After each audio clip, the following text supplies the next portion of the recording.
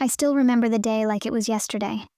The day I realized that respect and talent often mean nothing to people who mistake titles for worth. I had worked for months on a project, pouring every ounce of energy I had into crafting proposals, analyzing data, anticipating every possible objection.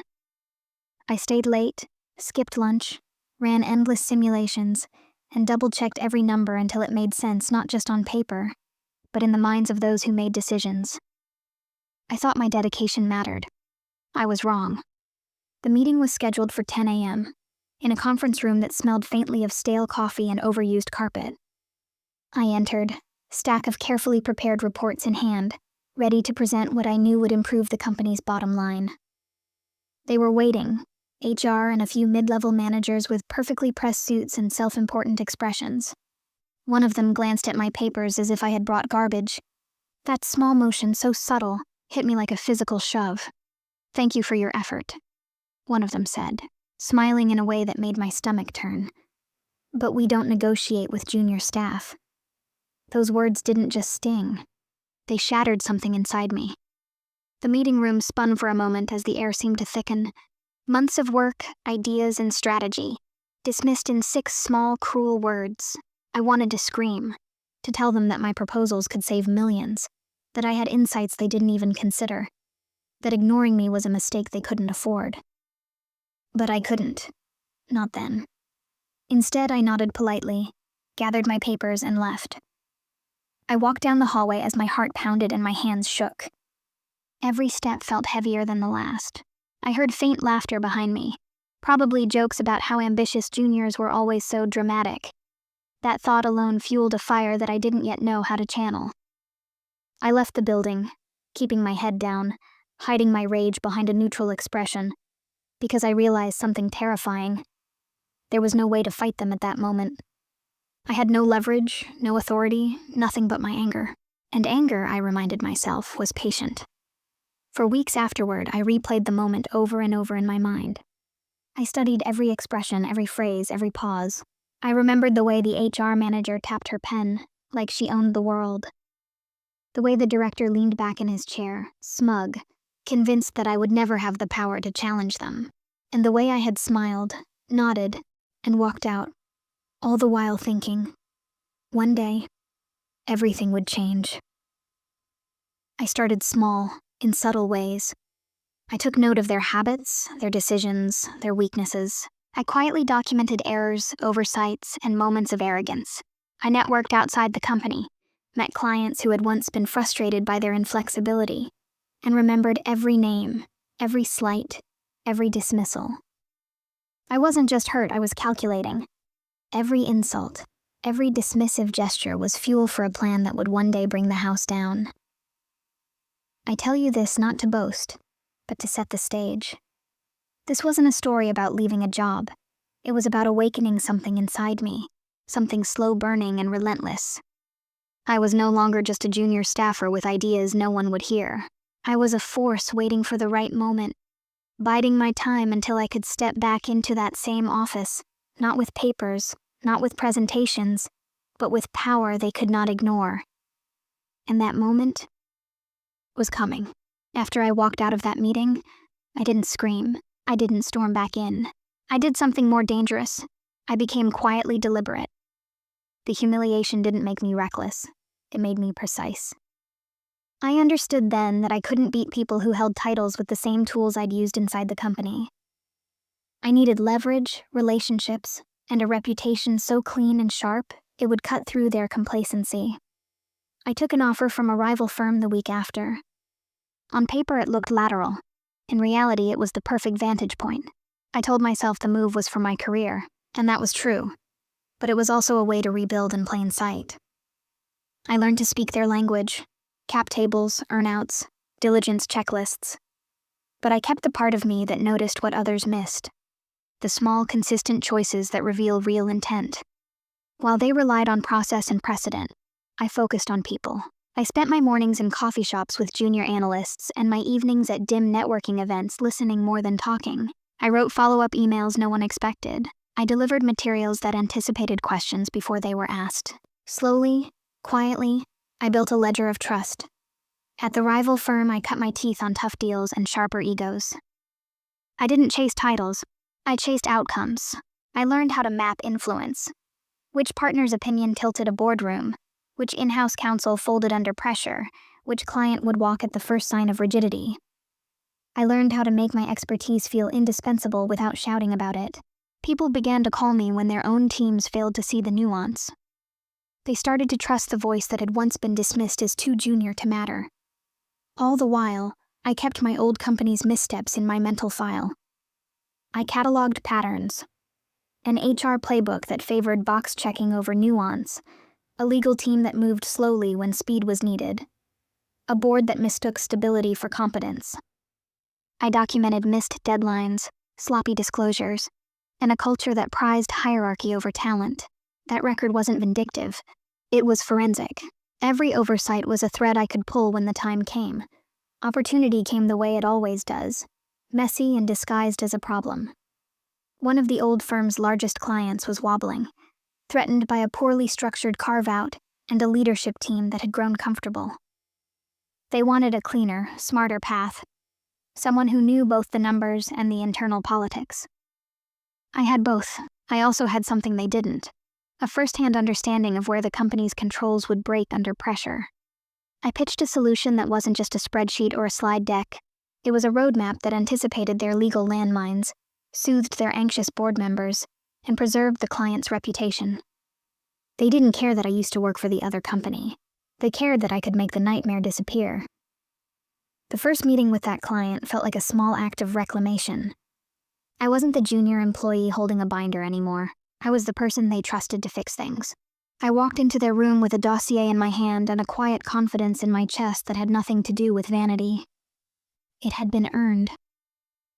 What I hadn't told them, and what I hadn't yet told myself in full, was that returning as the solution meant returning with power. Power that could unsettle the very architects of my humiliation. Power that could make boardroom smirks feel fragile. The stage was being set, piece by deliberate piece. Returning to that world wasn't simple. The company I had once called home was like a familiar house, with the locks changed and the lights dimmed. The HR team still strutted around with their invisible crowns, thinking no one could challenge them. The managers who had sneered at my ideas walked past me in hallways, nodding politely, oblivious to the storm gathering outside their neat little offices. I was careful, deliberate, hiding my satisfaction behind neutral expressions.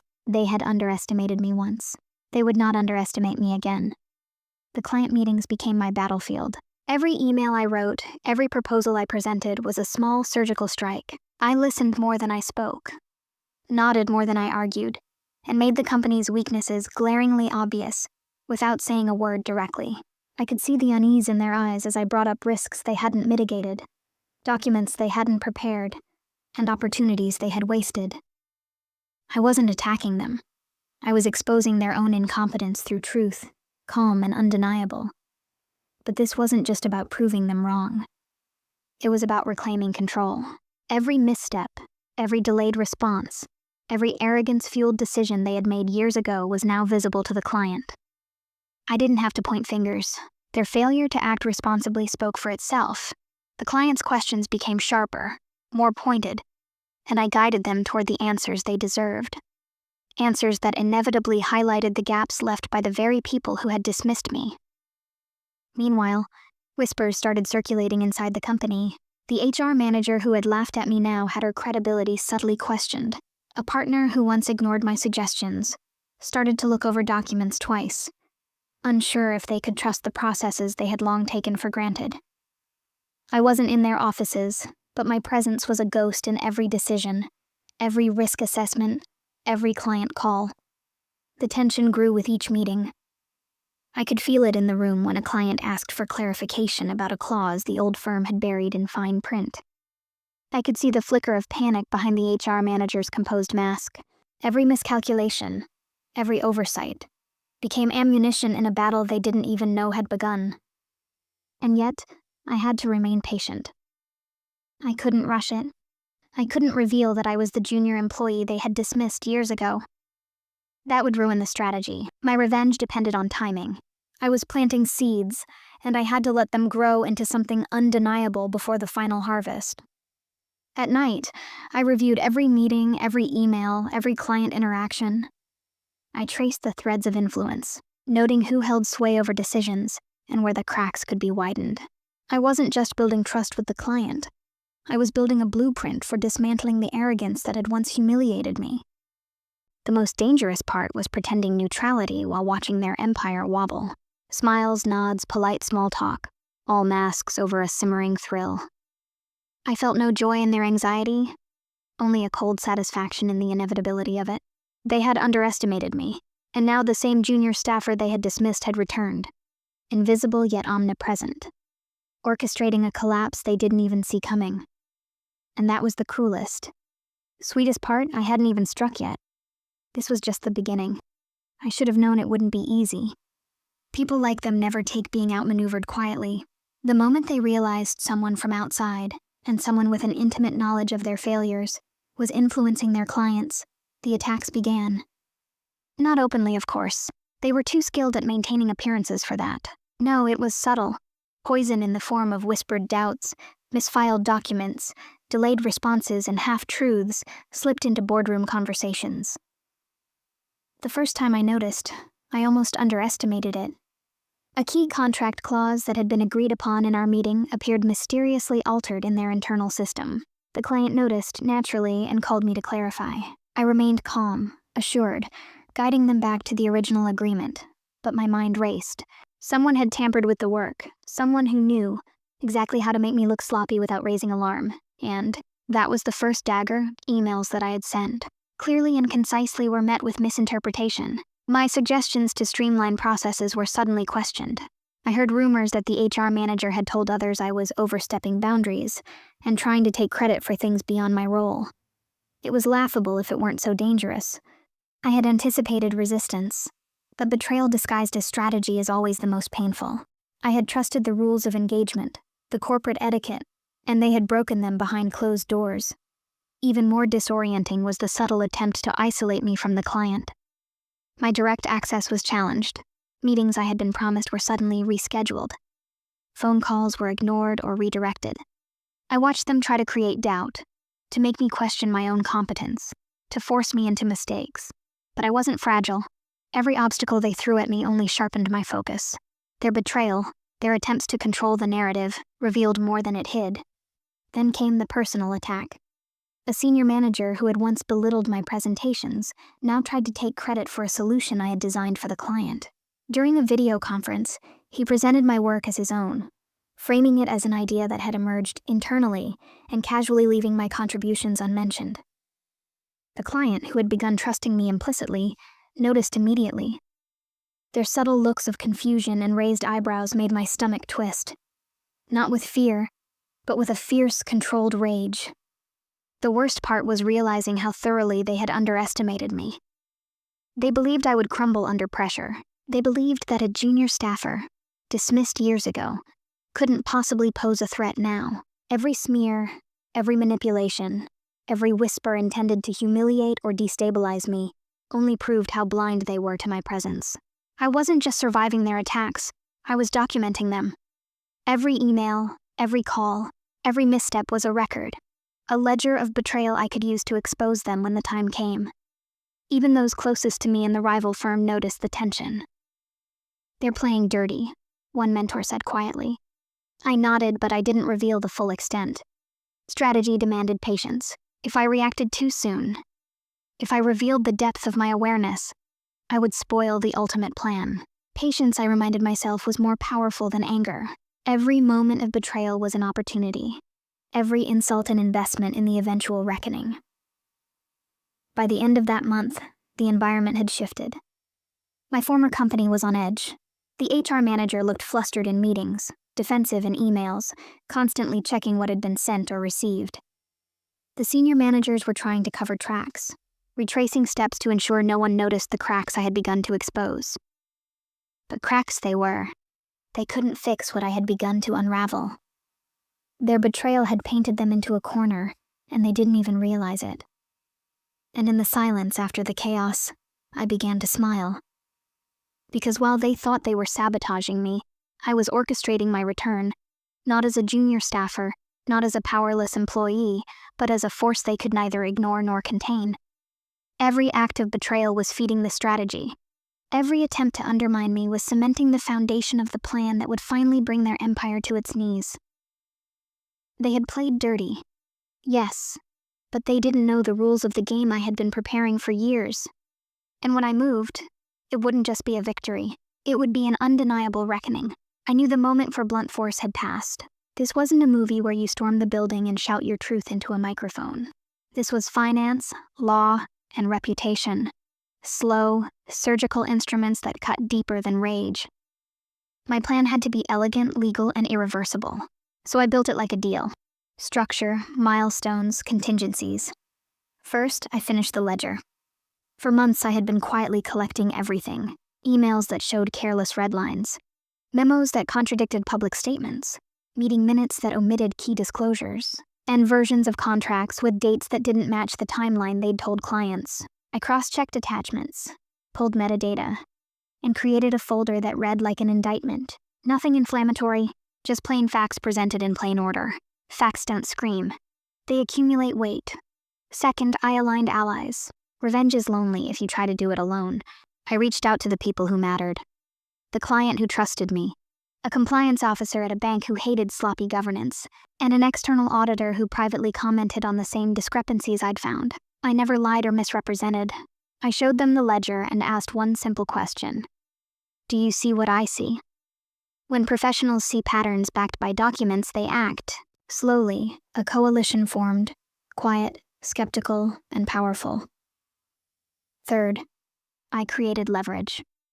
Power in corporate worlds is rarely in one place. It lives in reputations, in revenue streams, and in the threat of scrutiny. I mapped where their pain points were. A looming audit, a covenant tied to a major client, and a pending regulatory filing that depended on accurate disclosures. I built a timeline that would press on those vulnerabilities at the right moment. The goal wasn't to ruin anyone for sport. It was to expose the systemic failure of a company that valued hierarchy over truth. Fourth, I planned the reveal like a merger close. Timing was my currency. I synchronized three things. The client's public statement acknowledging the need for remedial action, a confidential meeting with the board where the auditor would quietly present the inconsistencies, and a legal notice from the compliance officer recommending investigation. Each step corroborated the others. Together, they would turn suspicion into action the board could not ignore. No drama, no theatrics, only an avalanche of corroborated facts that left the leadership no option but to react. I prepared my exit strategy too. If the board moved as I expected, there would be backlash.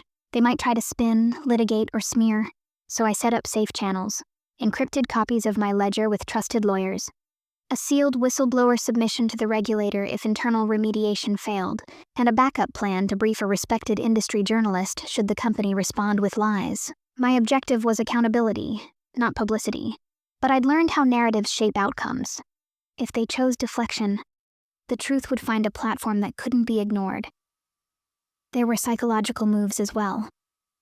I started letting small things leak, nothing illegal, just verifiable facts that nudged people's curiosity. A misstated memo here, a missing approval there. Those breadcrumbs were discovered by people who already distrusted the company's governance. They asked questions. Once questions are asked, pride becomes fragile. People begin to clench, make mistakes, and reveal more than they intended. I used silence like a pressure cooker. The less I said, the more their own defenses betrayed them. I rehearsed every contingency. What if the board stonewalled? I had the regulator route. What if they sued me? I had counsel ready and the documentation to defend every claim. What if the client panicked and left quietly? The auditor would still have the record. Every move had a counter-move planned. That is the difference between revenge and recklessness. Preparation. The last piece was the human one. I had to be prepared to accept consequences. Bringing down a culture of entitlement often means collateral damage. Jobs lost, reputations bruised, careers shifted. I reminded myself why I'd started. Not for vengeance alone, but for correction. For every junior who would be dismissed tomorrow without proper review. For every client misled by arrogance. That moral clarity kept my hands steady. On the morning I set it into motion, I felt something unexpected. Calm. The ledger was sent to the auditor. The client issued a measured statement asking for a formal review. The compliance officer escalated internally. I watched from the sidelines like someone who had placed the final piece on a chessboard and finally allowed the pieces to move. They scrambled, predictably loud behind closed doors. But the mechanisms I'd primed were indifferent to noise. The board convened. Counsel requested documentation. The audit committee opened a formal probe. Panic followed, then quiet, then the slow, terrible work of accountability. I didn't dance on their ruin. I sent a single note to the client. Do what's right. That was all the satisfaction I needed. The plan wasn't a petty payback. It was a calibration. An insistence that competence, transparency, and respect matter in rooms where real money and people's livelihoods are at stake. And as the first domino tilted, I realized the most profound part of revenge. It wasn't the moment of exposure that would define me. It was the months of restraint, the discipline to build evidence rather than anger, the courage to risk the hard work of truth. The harvest was coming, but it had been planted long before anyone noticed the soil had changed. The morning the boardroom doors opened felt like the first breath before a hurricane. I stepped into the corridor, dossier in hand, feeling the weight of months of planning like a hidden armor. The building smelled faintly of burnt coffee and polished wood, but under it all was something sharper: fear. People who had once moved through these halls with unshakable entitlement now shuffled like strangers in borrowed suits, carefully avoiding eye contact. Small smiles faltering as they tried to pretend nothing had changed. This was the moment I had been waiting for. The instant where years of patience and quiet strategy would either prove their worth or unravel into chaos. I entered the boardroom last, deliberately slow, scanning the room. The HR manager was already there, sitting stiffly, her fingers intertwined on the table, jaw tight. A director who had dismissed me years ago leaned back in his chair, attempting casual posture, but his eyes betrayed the doubt creeping in. Every seat carried someone who had once thought themselves untouchable, now suddenly vulnerable under the weight of the documents I had prepared.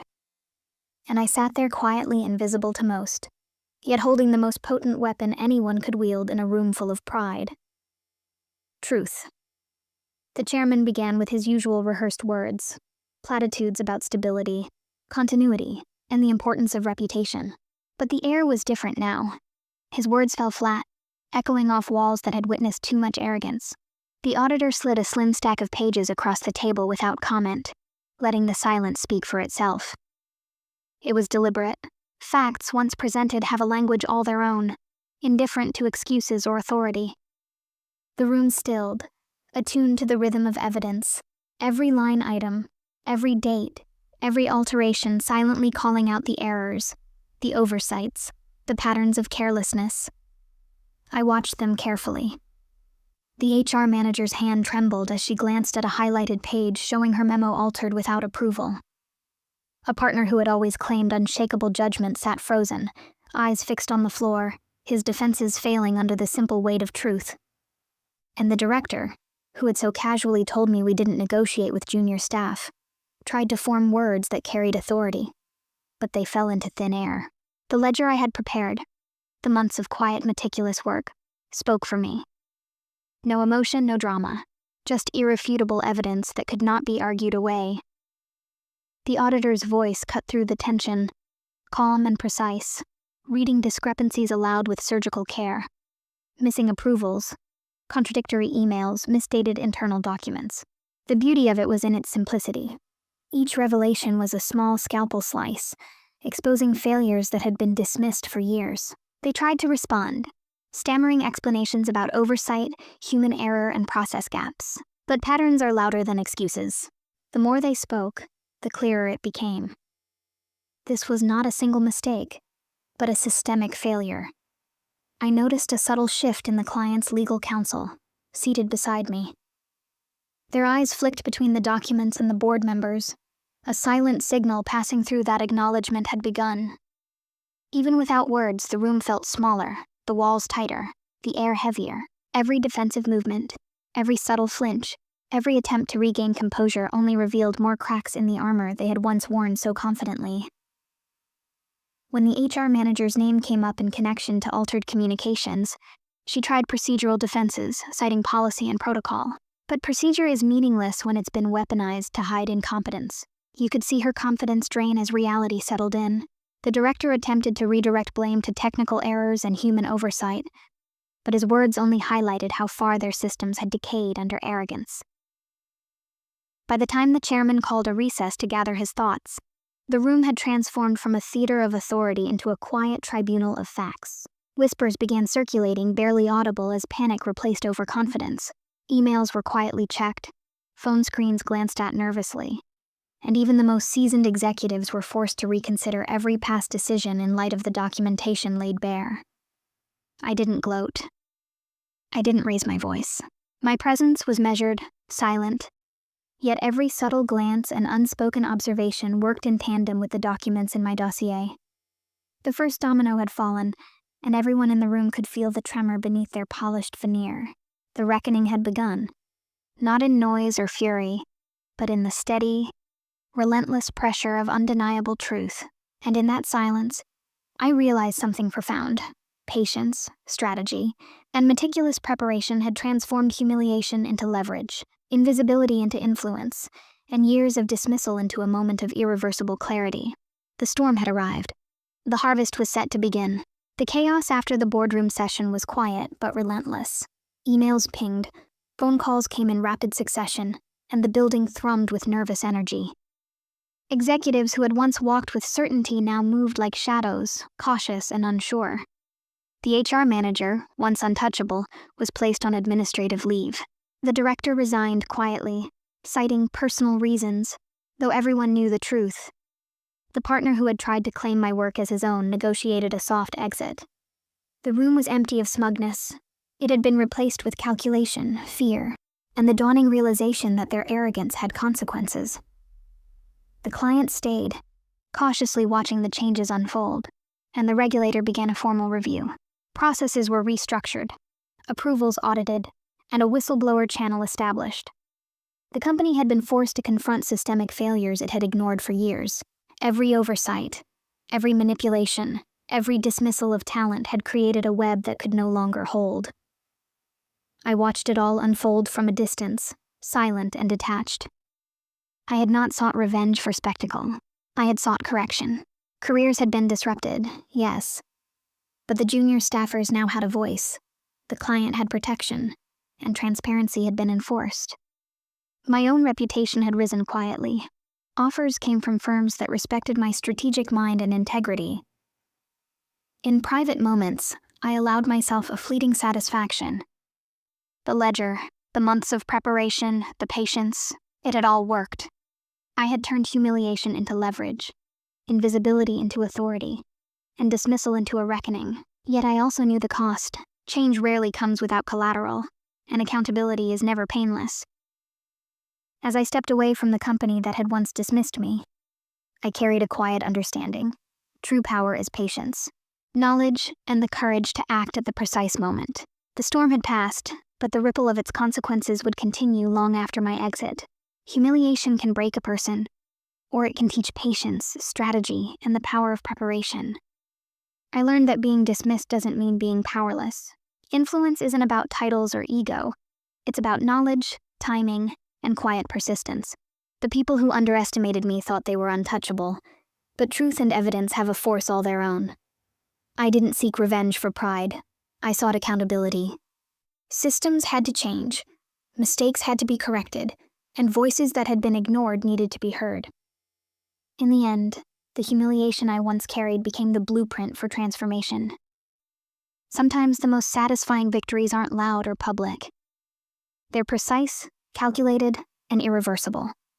This is Karma Unfolded, where every secret finds its reckoning. Don't forget to subscribe.